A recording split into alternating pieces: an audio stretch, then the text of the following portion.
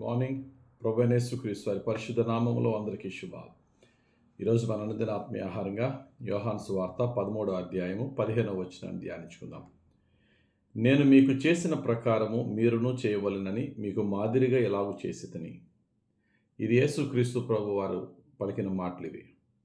తన శిష్యులకి ఒక నాయకుడు ఎలా ఉండాలి, మీకు నాయకునిగా ఉన్న నేనే మీ పాదాలు కడిగి మీకు పరిచర్య చేస్తే, ఒక లీడర్ అయ్యుండి కూడా ఒక సర్వెంట్ హార్ట్తో నేను ఎలా ఉన్నానో, మీరు కూడా మీకు అప్పగించే సంఘానికి ప్రభువులుగా ఉండకుండా మాదిరైన జీవితం జీవించండి అని తన ఒక మాదిరైన జీవితాన్ని జీవించాడు యేసు ప్రభు. అందుకనే తీతుకు రాసిన పత్రిక 2వ అధ్యాయము 7వ వచనంలో పౌలు భక్తుడు అంటారు, పరపక్షమందుండు వాడు మనలను గూర్చి చెడు మాట ఏదియు చెప్పనేరక సిగ్గుపడినట్లు అన్నిటి యందు నీవే సత్కార్యముల విషయమై మాదిరిగా కనుపరుచుకొనుము. పౌలు భక్తుడు తిమోతికి రాసిన పత్రికలో, పౌలు భక్తుడు ముందు తీతుకు రాసిన పత్రికలో, మన అపోజిషన్ పార్టీ ఉంటారు, ప్రతి ఒక్కరికి కూడా వ్యతిరేకులు ఉంటారు, మనం అంటే పడని వారు ఉంటారు, మనం ఏం చేసినా అందులో నెగిటివ్ వెతికేవారు ఉంటారు, మనకి దెబ్బ తగిలితే నవ్వేవారు ఉంటారు, మనం ఏమన్నా ఫెయిల్ అయితే పండగ చేసుకునేవారు ఉంటారు, లేక కొంతమంది మనలో తప్పులు వెతికేవారు ఉంటారు. ఇటువంటి వారెవ్వరూ కూడా నీ మీద ఈ వేలు పెట్టి చూపించడానికి ఆస్కారం ఇవ్వకుండా ప్రతి మంచి సత్కార్యముల విషయంలో నువ్వు నీ యొక్క అపోజిషన్ పీపుల్కి, పరపక్షము ఉన్న వారికి ఒక మాదిరిగా ఉండాలి, ఒక ఎగ్జాంపులరీగా ఉండాలి. వారు ఏదన్నా నీ మాట ఒక మాట నీకు వ్యతిరేకంగా మాట్లాడినా మరలా వారు సిగ్గుపడే పరిస్థితిలో వారు ఉండేలాగా అటువంటి నిందారహితమైన జీవితం జీవించు అని పౌలు భక్తుడు తన ఆత్మీయ కుమారుడైన తీతుకి సెలవిచ్చాడు. మరొక ఆత్మీయ కుమారుడైనటువంటి తిమోతికి ఏం చెప్పాడంటే, తీతుకేమో నీ వ్యతిరేకులకు నువ్వు మాదిరిగా ఉండు, నీ వ్యతిరేకులకు సత్క్రియల విషయంలో నువ్వు మాదిరిగా ఉండు అన్నాడు. కానీ తిమోతికి రాసిన మొదటి పత్రిక 4వ అధ్యాయం 12వ వచనంలో విశ్వాసులకు మాదిరిగా ఉండు అన్నాడు.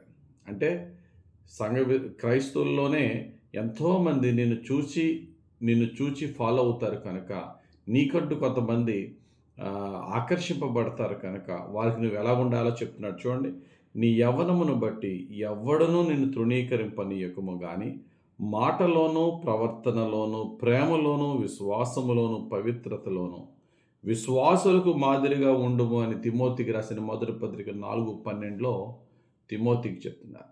తీతుకి ఏం చెప్పారు? అన్యజనులు నిన్ను చూసినప్పుడు సత్క్రియల విషయంలో సాక్షిగా ఉండు. తిమోతితో విశ్వాసులు నిన్ను చూసినప్పుడు ప్రేమలోనూ, సత్యములోనూ, ప్రవర్తన సమస్త మాటల్లోనూ కూడా ఒక మాదిరైన జీవితం జీవించు అని. యేసు ప్రభు అలా జీవించారు. ఆయన సేవకులైనటువంటి పౌలు భక్తుడు అంటారు, కొరింథీయులకు రాసిన మొదటి పత్రిక 11వ అధ్యాయం 1వ వచనంలో, నేను క్రీస్తును పోలి నడుచు ప్రకారం మీరు నన్ను పోలి నడవండి.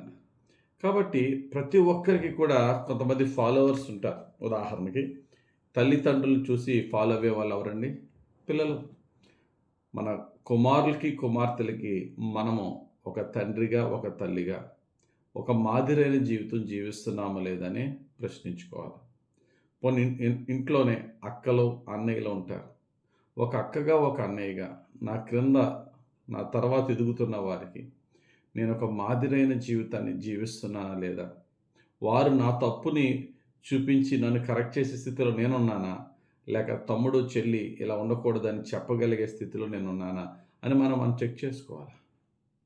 ఒక టీచర్ తన విద్యార్థులకు పాఠంతో పాటు మంచి క్యారెక్టర్ చూపించగలుగుతున్నారా? ఒక పాస్టర్ తన సంఘానికి వాక్యాన్ని బోధించుటలో మాత్రమే కాకుండా పర్సనల్ లైఫ్లో క్రీస్తు ప్రేమను, క్రీస్తు సత్యాన్ని, క్రీస్తు యొక్క దీనత్వాన్ని, క్రీస్తు యొక్క పరిచర్య భారాన్ని కలిగిన జీవితాన్ని చూపిస్తున్నామా? ఒక పాస్టర్గా మనల్ని ఫాలో అవుతున్న కొంతమంది ఎవరైనా సరే, ఒక లీడర్ అనే వ్యక్తి కొంతమందినో లేక ఎక్కువ మందినో ఆకర్షిస్తూ నడిపిస్తున్న లీడర్ అనే వ్యక్తి ఒక మాదిరైన జీవితం జీవించకపోతే ఆ వ్యక్తి లీడర్ ఎలాగవుతాడు? విశ్వాసులమైన మనము, క్రీస్తుని వెంబడిస్తున్న మనము అన్యజనులకు క్రీస్తు విషయమైనటువంటి మాదిరైన జీవితాన్ని మనం జీవిస్తున్నామా? కాబట్టి 3 విషయాలు గుర్తుపెట్టుకుందాం. Live, love, lead. ముందు ఆ విధంగా జీవిద్దాం. చుట్టుపక్కల వారిని ఆ విధంగా యథార్థమైన మార్గంలో జీవిస్తూ వారిని తృణీకరించకుండా వారిని ప్రేమిద్దాం. అప్పుడు మన నీతి యథార్థమైన జీవితాన్ని వారు చూచి ఆకర్షింపబడి వారు మనల్ని ఫాలో అవుతారు. మనం దేవునికి ప్రీతికరంగా జీవించాలి. అలా జీవించిన వారిని ప్రేమించి ఆదరించాలి. మన ప్రేమకు మనం జీవించిన జీవితానికి ఆకర్షింపబడి వారు మనలను బట్టి క్రీస్తుని వెంబడించాలి.